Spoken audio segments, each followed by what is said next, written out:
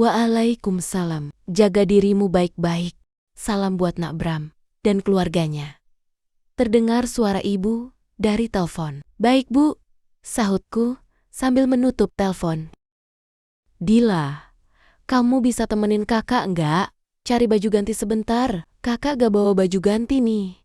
Sebab tadinya kan tidak ada rencana untuk menginap. Ayo kak, Dila temenin. Dila tahu tempat belanja yang keren.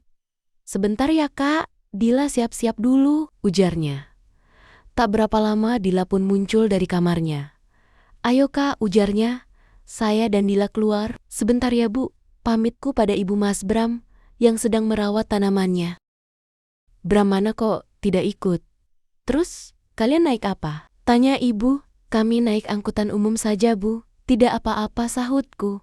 Mas Bram sepertinya kelelahan, jadi beliau sedang beristirahat. Tambahku. Biar ibu bangunkan saja, ujar ibu. Tidak usah bu, ujarku lagi. Ya sudah kalau begitu, kalian hati-hati di jalan ya, ujar ibu. Baik, bu, sahutku lagi. Sesampainya di sebuah mall, aku dan Dila pun membeli semua perlengkapan yang aku butuhkan. Dila, kamu mau beli sesuatu? Ambil saja, nanti kakak yang traktir. Tidak usah kak, Dila minta es krim saja deh, ujar Dila. Ya sudah kalau begitu, sahutku. Aku dan Dila pun membeli es krim dan langsung menuju kasir. Namun aku sedikit terkejut. Sebab dari kejauhan, aku melihat Mas Bram sudah berdiri di dekat kasir. Gimana? Sudah belanjanya? Tanya Mas Bram. Sudah, sahutku. Mas Bram pun menyodorkan kartu ATM-nya ke kasir. Kalian mau kemana lagi? Apa kita langsung pulang? Tanya Mas Bram. Langsung pulang saja mas. Badan saya sudah gerah. Ingin buru-buru mandi, ujarku. Kami pun berjalan menuju mobil. Makasih ya mas, sudah dibayarin tadi, ujarku yang merasa sungkan. Mas Bram hanya tersenyum dan mengangguk. Entah mengapa, kekagumanku pada Mas Bram kian bertambah.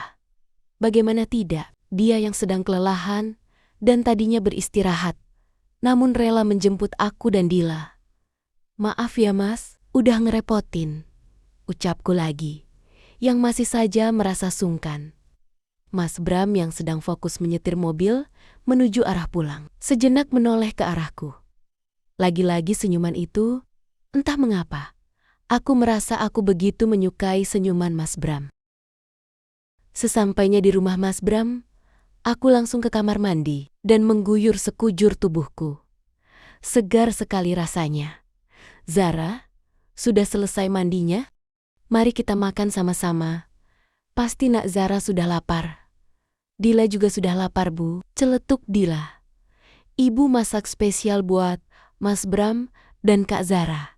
Iya kan bu, ucap Mas Bram. Mencoba mengusik Dila. Sudah, mari kita makan. Ibu masak buat semuanya, sahut ibu. Kami pun menikmati makan malam kami. Selesai makan malam, aku mencoba duduk bersantai, menikmati udara malam kota Surabaya. Zara, kamu sudah memberitahu orang tua kamu? Jika kita kembali besok, tanya Mas Bram yang sedang berjalan ke arahku. Sudah mas, tadi saya sudah menelpon ayah dan ibu, jawabku. Syukurlah, jawab Mas Bram sambil mengambil posisi duduk di sebelahku. Selain rasa canggung, namun hatiku juga berkecamuk, campur aduk rasanya. Benarkah ini Pak Bram, yang di kantor biasanya selalu dingin, cuek, dan tanpa ekspresi, ternyata bisa juga bersikap manis. Di sini toh rupanya, ibu cari-cari dari tadi. Ini loh, ibu buatkan wedang jahe buat kalian.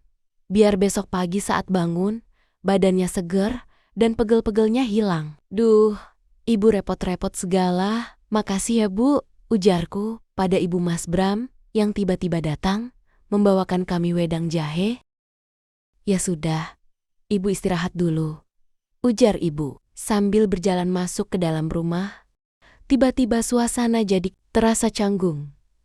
Mas Bram hanya diam saja sambil menikmati minumannya.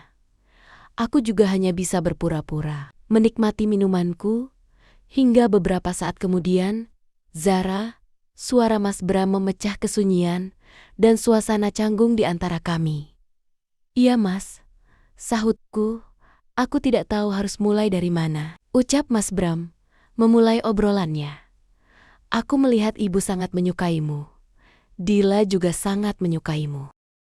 Apakah kamu mau menjadi bagian dari keluarga ini?" Aku yang mendengar ucapan Mas Bram tentu saja terkejut.